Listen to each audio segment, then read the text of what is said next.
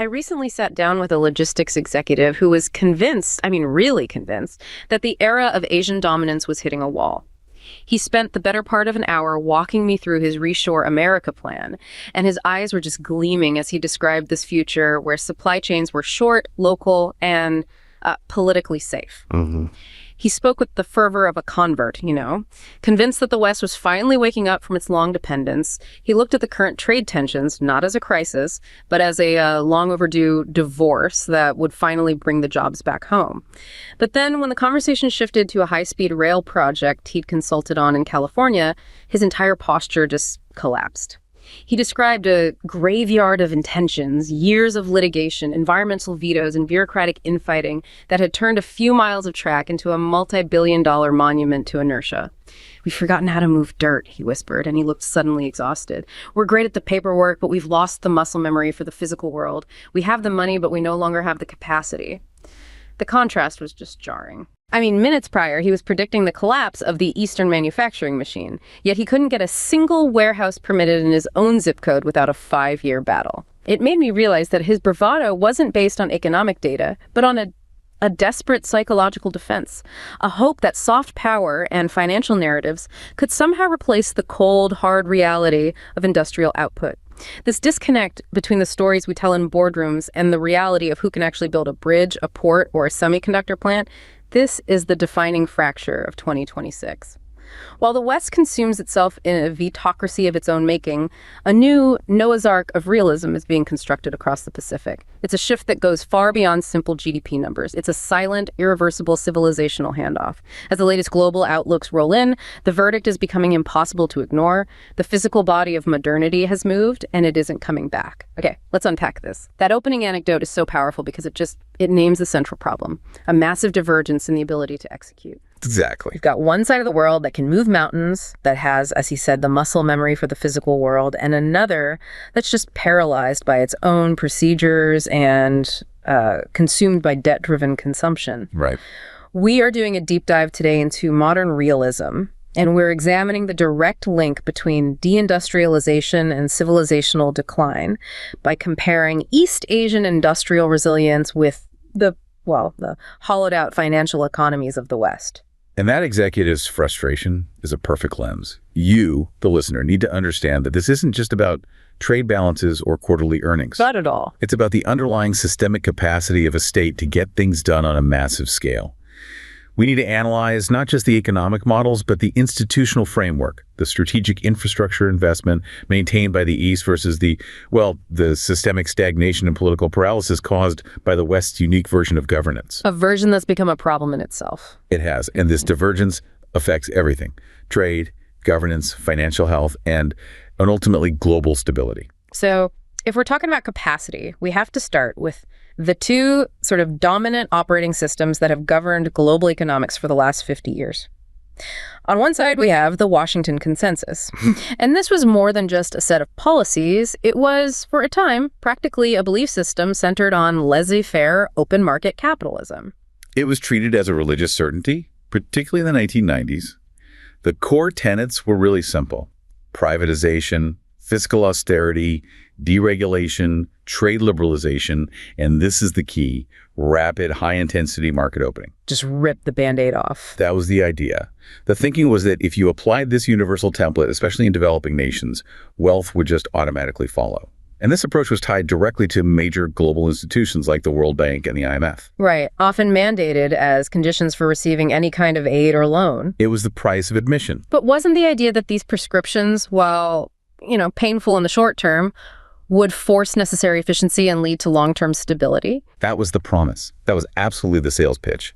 But the reality, as history shows, was that it often amounted to spectacularly bad development advice. How so? Well, you take a fragile emerging economy, often one that's already saddled with debt, and you force it to drop all its protective barriers overnight. What do you think happens? So you get crushed. They are immediately swamped by established, globally competitive firms from the developed world. Their own nascent industries just collapse. State assets are often sold off cheaply to foreign buyers through privatization. And economic instability actually increases because the local system has no resilience, no shock absorbers. Okay, so let's contrast that with the system that actually built the world's current industrial centers. the East Asian Development Model, or EADM.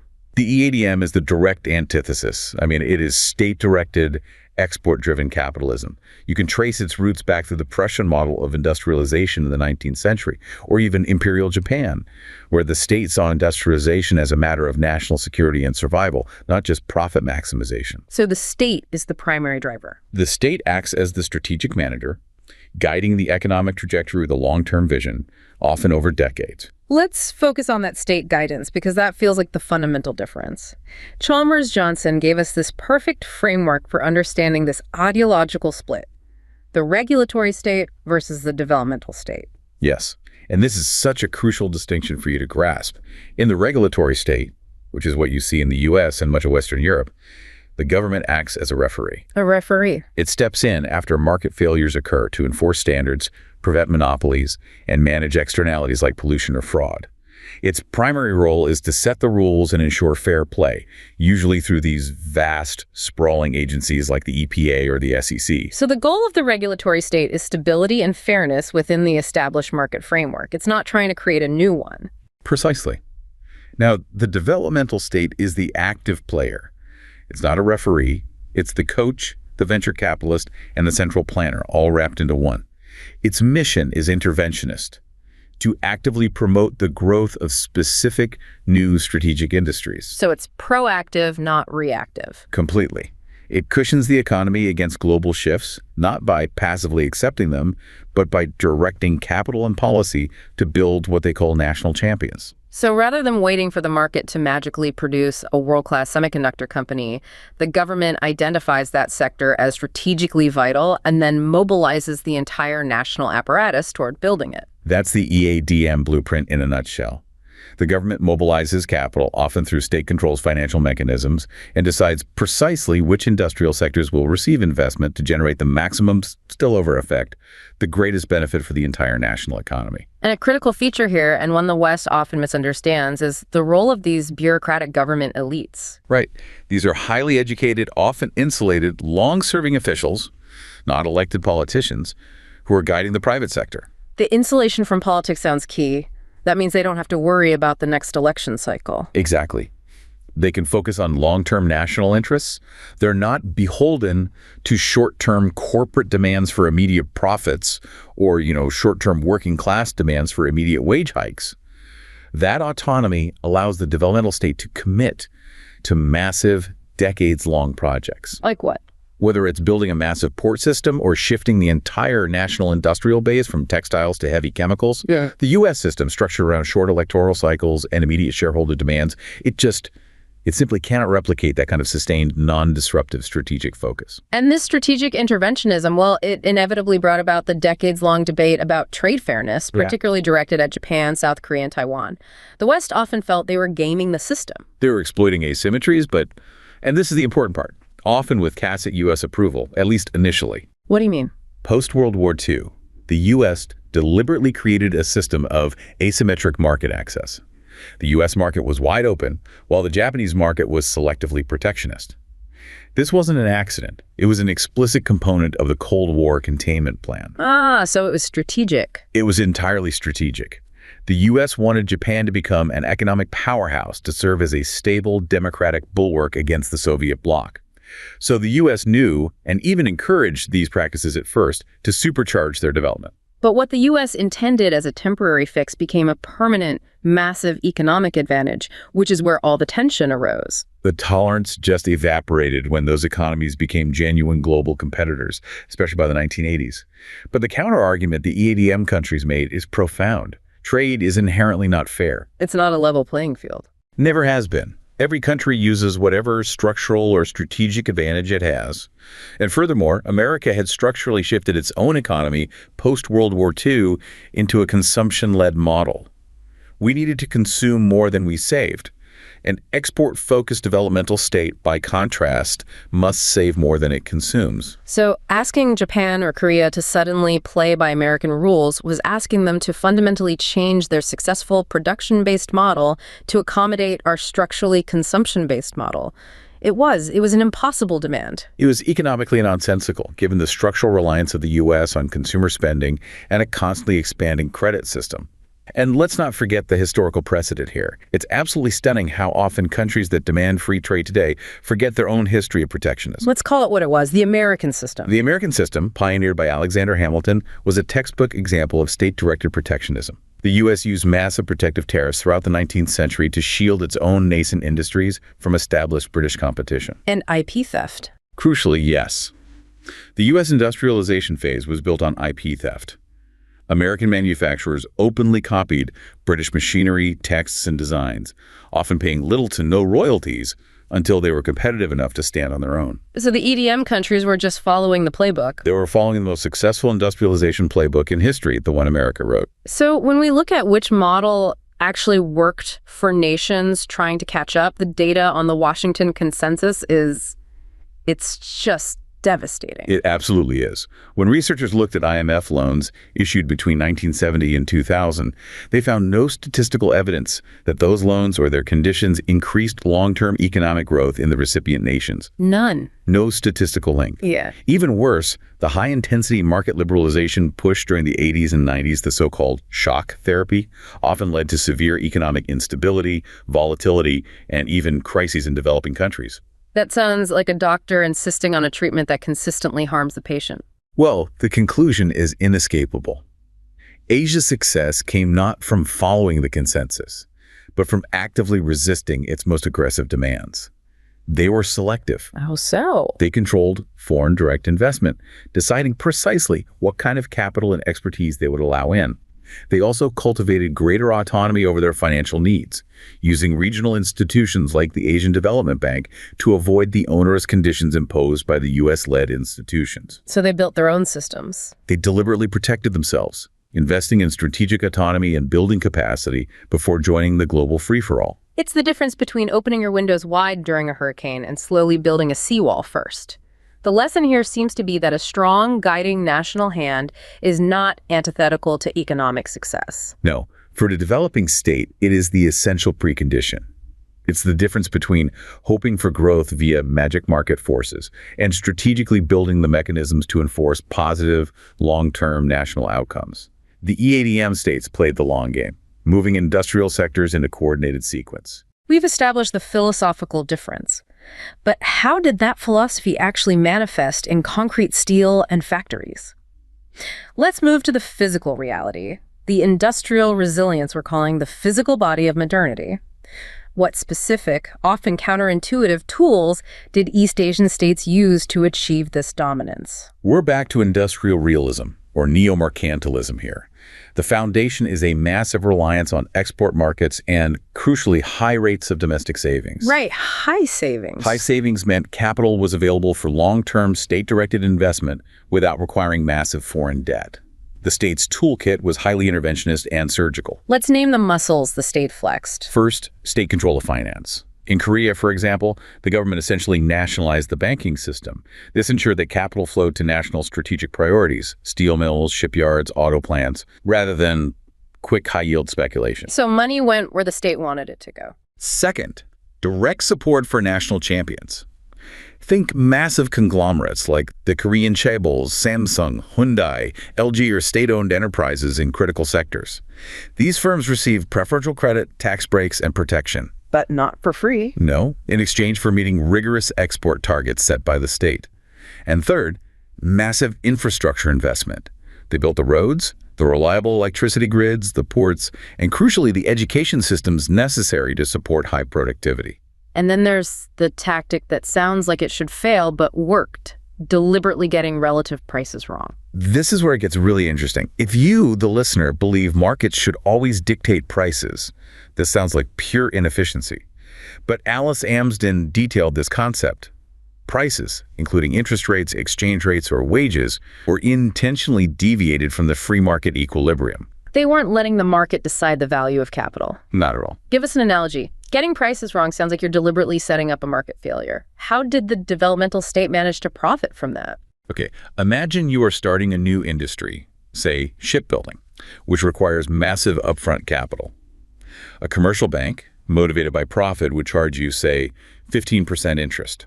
Which would probably kill the project before it starts. Right. But the state, motivated by national strategic goals, tells its national banks, You will lend this shipyard the money at 5% for 20 years. The price of capital, the interest rate, is deliberately wrong relative to the market. But this distortion allows the national champion to produce goods cheaper, compete globally, capture market share, and eventually, through scale, achieve genuine lasting efficiency. So the government absorbs the short-term cost of that subsidy. Because the long-term payoff is global industrial dominance. That's a sophisticated long-term bet. Let's look at South Korea as the textbook example of this systematic planning. Korea's post-1961 transformation under Park Chung-hee provides the blueprint. Park established two bodies that effectively ran the economy as a corporation. The Economic Planning Board, EPB, was an all-powerful super agency that drafted national 5-year plans, controlled the budget, and allocated scarce resources like foreign exchange. And the other one? The Ministry of Trade and Industry, MTI, was responsible for detailed industrial policy implementation, directly managing sectors, and ensuring the Chaebols met their export quotas. It sounds like the MTI and EPB function like the world's most powerful corporate board, managing the Korean national economy as a portfolio of different industries. They absolutely did, and the industrial evolution was completely systematic. In the 1960s, Korea's only advantage was cheap labor, so the EPB directed resources into low-wage, light industry, think textiles, wigs, plywood. The easy stuff first. Right. But once those sectors generated sufficient capital and technical skills, the state made the monumental strategic shift in the 1970s toward heavy and chemical industries, or HCI. They pumped massive state loans and subsidies into steel with POSCO, shipbuilding with Hyundai Heavy Industries, and petrochemicals. So this strategic ascent, moving from simple assembly to complex, capital-intensive production, was entirely state-directed and state-financed. Completely. And the Chaebols were essentially the vehicles for this state strategy. The designated national champion. That's right. Companies like Samsung started in trade and quickly moved into electronics and chemicals under state direction, receiving preferential credit, often at rates far below inflation, in exchange for rigorous performance metrics. And there were consequences for failure. Oh, absolutely. If they failed to meet export quotas, the state could, and did, cut off their credit lifeline, liquidate them, or force them into mergers. This was a partnership, but the state was undeniably the senior partner. Moving from that large-scale industrial model, let's look at Singapore, which had a very different set of constraints as a small, resource-poor city-state. Singapore couldn't compete on sheer industrial bulk, so they became the ultimate developmental city-state by maximizing human capital and efficiency. What was their first move? Their initial phase involved attracting multinationals with cheap, disciplined labor. Crucially, they achieved labor discipline through government oversight. A single, government-directed labor union under the ruling party ensured industrial stability, low risk, and minimal wage disruption for foreign firms. But they quickly realized they couldn't be reliant on just cheap labor when you've got Indonesia and China next door offering infinite scale. That realization led to massive surgical investments in education that were directly linked to their economic blueprint. They weren't just educating citizens for abstract cultural reasons. They were planning labor demand and supply with precision. So they were building a workforce for the jobs they wanted to have in the future. Exactly.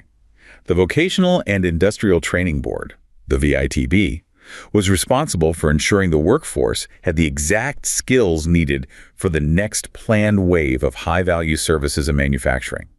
They positioned themselves not as a raw manufacturing hub, but as a global city providing high-value services, headquarters, and complex logistical support. Perfectly integrated into the international division of labor. Yes. And then Thailand provides a great example of the political will required to impose genuine protectionism against powerful vested interests. What did they do? Thailand's use of import substitution policies required immense state capacity, what you'd call a hard state. Consider the political difficulty of imposing 100 or 150% tariff on imported automobiles. Who fights this? Well, the powerful multinational corporations, for one. And their home governments, desperate for market access. And second, and perhaps more difficult to manage, wealthy domestic citizens who want cheaper, high-quality German or Japanese cars. A weak democratic state would cave under that combined pressure instantly. Absolutely. Yeah. But Thailand's developmental state was strong enough to enforce its will. They told foreign auto manufacturers, you either pay the crippling tariff or you enter a joint venture with a Thai partner. Adhere to the 51% rule to ensure local control and technology transfer, hire Thai employees, and commit to localizing production. If you comply, you get government support. And it worked. The policy was successful because the state had the political muscle to resist both external pressure and internal elite desire for cheap imports. It forced foreign investment to contribute substantively to local jobs and capacity building. Which proves that the developmental state's power lies not just in investment, but in sustained political resolve. That's the key. This intense focus on national purpose brings us back to the cultural debate. Was this success dependent on some kind of inherent East Asian cultural advantage, a willingness to sacrifice for the nation? It's an easy narrative, but a difficult one to prove. Yes, some point to workers foregoing immediate gratification for accelerated national prosperity. But let's be realistic. The UK and the US had equally intense, demanding, and often brutal industrialization periods historically. And the model is spreading. Right. The next wave of successful state-directed industrialization is now happening in culturally distinct countries like Vietnam, Bangladesh, and Indonesia. So what matters more than a vague cultural predisposition? What matters is the systemic capacity to enforce discipline, create long-term strategic plans, and most critically, implement massive focused investments in education. That investment is the engine for productivity and, crucially, the mechanism that allows a society to smoothly transition from an industrial economy to a post-industrial one without collapsing into stagnation. That's the key to longevity. The physical body of modernity continues to evolve, but only if the education system keeps pace. Just to finalize this section on state capacity, the contrast with attempts at local-level development is telling. The local developmental state model, like the one tried in Medellin, Colombia, often failed where the national EADM succeeded. Medellin is a fascinating contrast. They've focused on tackling social exclusion through public investment in infrastructure and microloans, often using profits from municipal utilities to fund the social mission. Sounds good on paper. And it was progressive and locally successful in tackling poverty. They created publicly funded centers offering microloans up to a few $1,000s and business advice. But it failed to transition small ventures into genuinely competitive businesses. Why? The primary difficulty was the inability to identify and access demand at scale. If you start a small venture in Medellin, your market is Medellin. If that market is saturated, or if the consumers lack the purchasing power, your business stalls. Why mechanize your ice cream production to 300 units a day if the local market can only absorb 30? Whereas the developmental state was always focused globally. Precisely. It succeeded because it identified and aggressively pursued global demand, the export market. National capacity allows you to connect a new factory in Busan to the demand in Berlin or Boston. Local municipalities simply cannot offer that global strategic vision or scale. The narrative changes dramatically when we look west. If the EADM was founded on state-directed savings and production, the modern Western economy seems founded on financial complexity and leveraging future growth via debt. Let's dive into the structural fragility of the West, starting with debt as a substitute for real growth. Debt is the invisible fuel of modern Western consumption. In nations with advanced credit systems, elevated household debt mortgages, credit cards, auto loans, student loans, it's not just common, it's a systemic pillar. While moderate debt helps stimulate activity, the problem is when it becomes excessive. And we saw the ultimate consequence of excess in 2008. The global financial crisis was a massive stress test that revealed the extreme fragility of over-leveraged households. The mechanics are simple.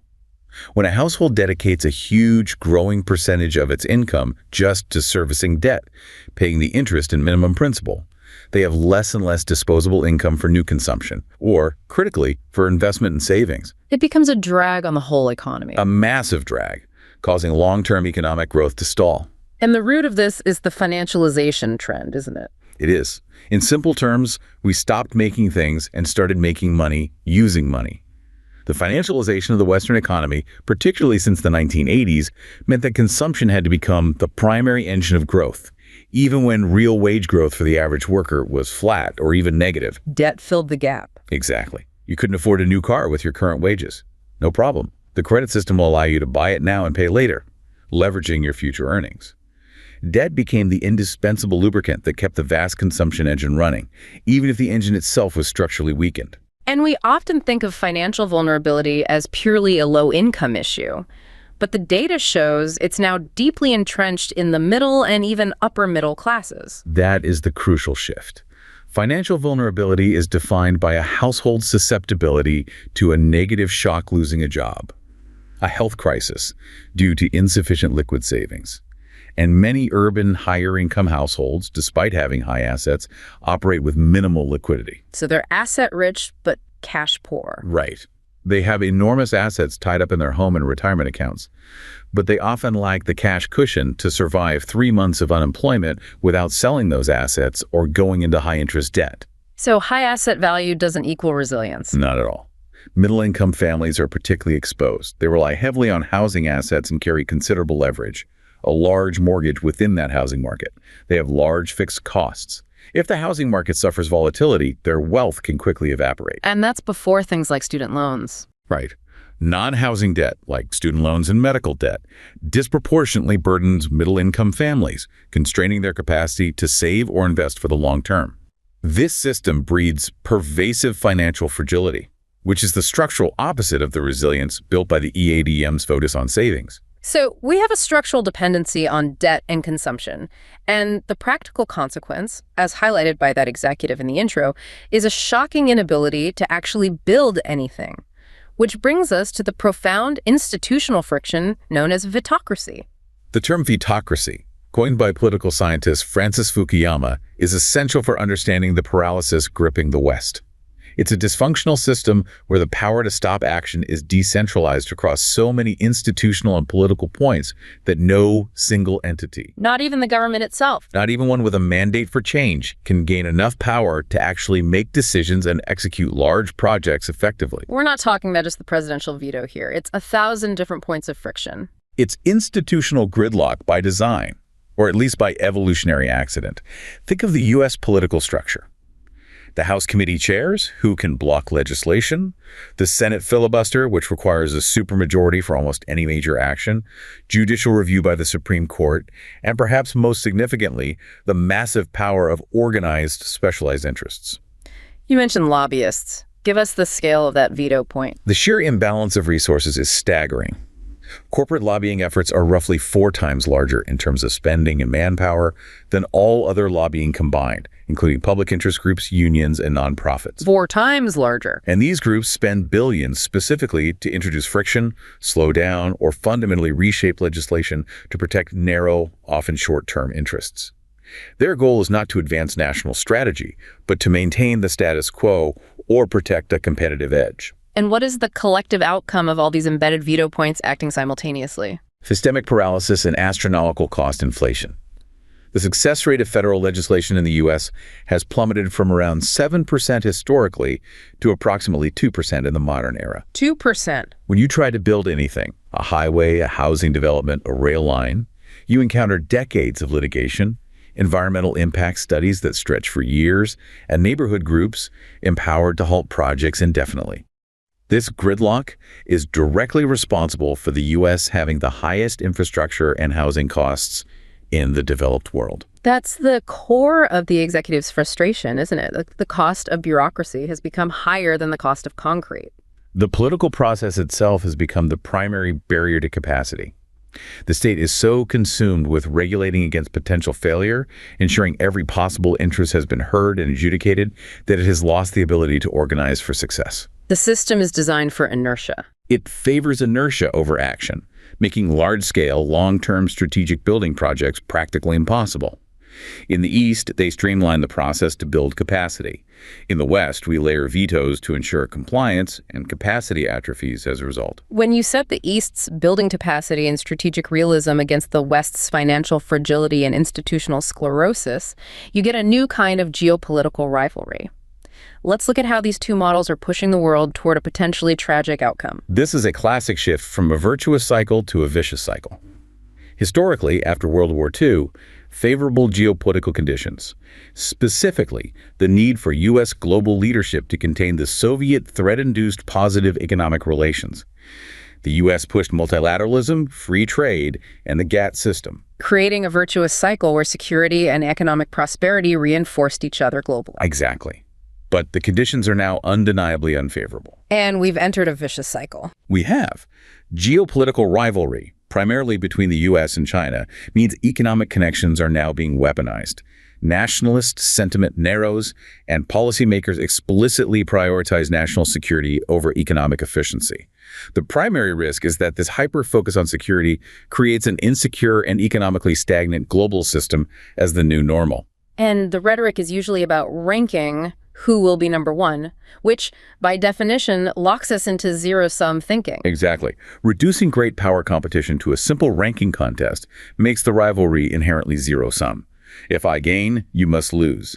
This perspective, which is heavily supported by realist international relations theory that prioritizes relative gains over absolute gains, removes all room for compromise. So even a win-win is seen as a loss if the other side wins more. In this view, any collaboration that benefits my rival, even if it benefits me more, is viewed as a strategic loss.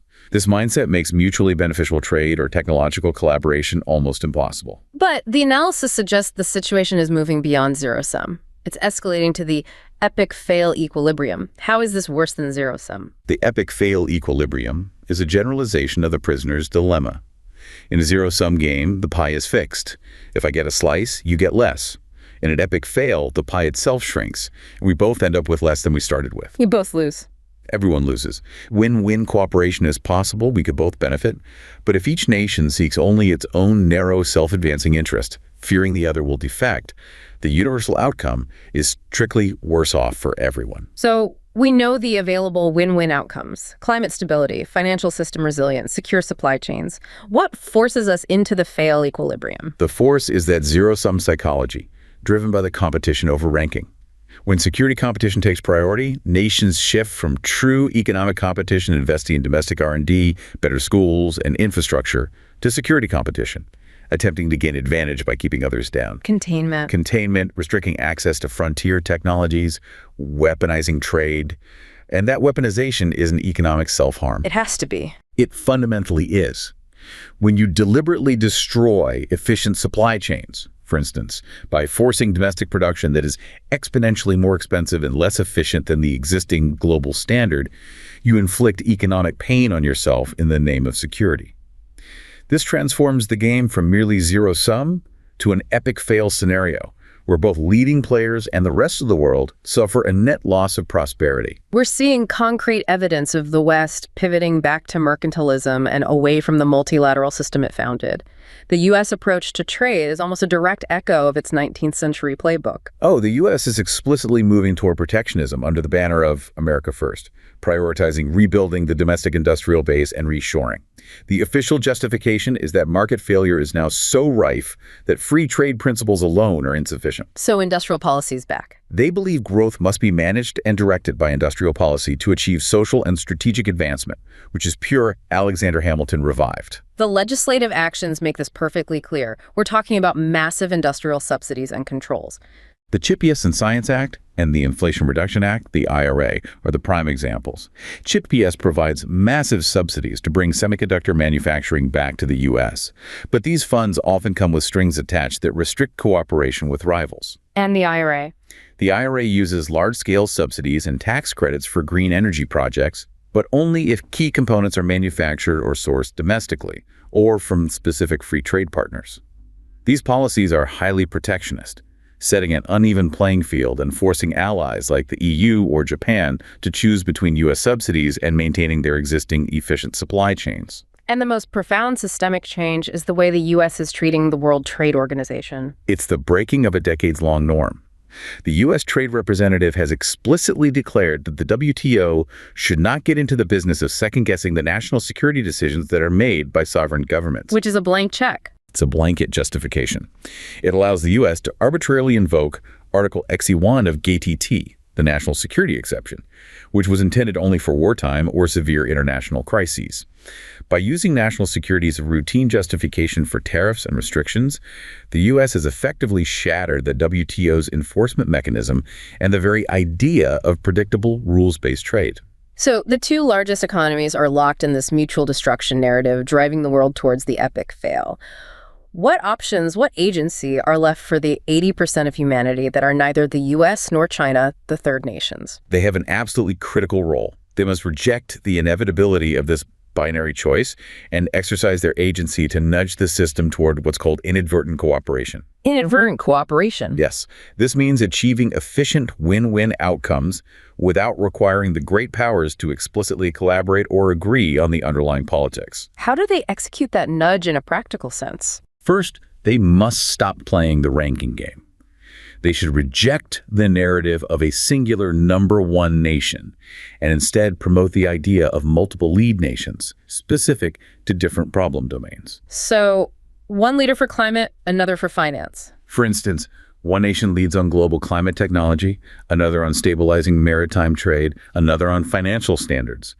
This diffuses the intensity of the zero-sum competition over the top rank. That reframes the entire metric of success for the world. It does. Second, they must abide by and rigorously reinforce multilateral rules, especially the WTO, even when the great powers deviate. This maintains the massive economic benefits of multilateralism for the rest of the world and sets a high-road moral suasion example. It makes it inconvenient for the big players to be the outliers. Precisely. By maintaining high standards for trade and governance, they create frameworks that make it economically inconvenient for the US and China to remain completely locked in the epic fail equilibrium. And the concept of comprehensive security plays into this strategy as well. Yes, comprehensive security, which was pioneered by Japan in the late 1970s and adopted by ASEAN, expands the definition of security beyond the purely military realm to include economic, environmental, and energy objectives. It's a broader view of what makes a nation secure. By adopting this broader view, third nations can focus on creating alliances and agreements in areas where positive sum outcomes are possible, thereby reframing the overall geopolitical landscape.